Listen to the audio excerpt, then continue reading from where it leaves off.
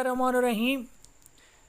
آج پرچہ اردو جماعت نحو میں جو سوال نمبر 3 ہے اس کے بارے میں بات کرتا ہوں۔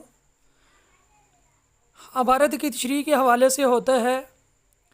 عبارت کی تشریح کا سوال نحو جماعت کے حصہ انشائی کے پرچہ میں تیسرا سوال ہے، اور اس کی نوعیت کچھ یوں ہے: اقتباس عبارت کی تشریح کیجیے، سبق عنوان اور مصنف کا نام بھی لکھیے۔ ذیل میں دی گئی عبارت کی متن کے حوالے سے تشریح کیجیے، نیز سبق عنوان اور مصنف کا نام بھی لکھیے۔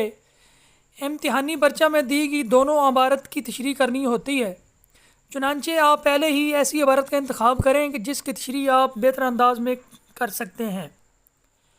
عبارت کا انتخاب کر کے اسے یوں حل کریں: سوال نمبر دیں، سوال نمبر 3 لکھو اور اس کا الف جز لکھیں۔ عبارت کی تشریح، حوالہ متن، اس کے بعد سبق عنوان، مصنف کا نام، ماخوذ اور صنف کا نام لکھیں۔ اب حوالہ کیا ہوتا ہے؟ حوالے کے بارے میں آپ کو علم ہونا چاہیے۔ حوالہ عربی زبان کا لفظ ہے جس کے لغوی معانی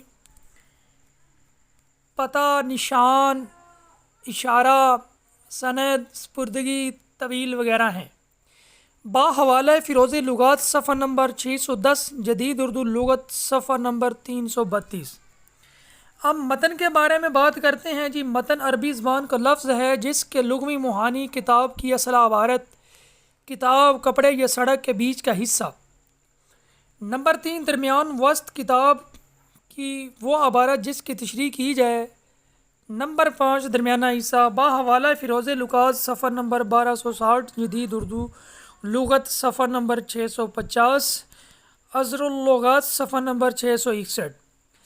حوالہ متن لکھنے کے لیے ضروری ہے کہ تمام نثری اسباق اچھی طرح کم از کم 2 یا 3 بار پڑھے ہوئے ہوں، تاکہ عبارت کا پہچان کر سکیں کہ کس سبق سے آئی ہے۔ سبق عنوان بآئینہ مکمل طور پر وہی ہو جو اصل کتاب میں ہے، یہاں تک کہ ابلاغ کی غلطی بھی نہ کرے۔ فہرست مندرجات اسباق سے 11 اسباق کے عنوانات اور مصنفین کے نام ازبر کر لیں، یاد اچھی طرح کر لیں تاکہ یہ 1 نمبر ضائع نہ ہو سکے۔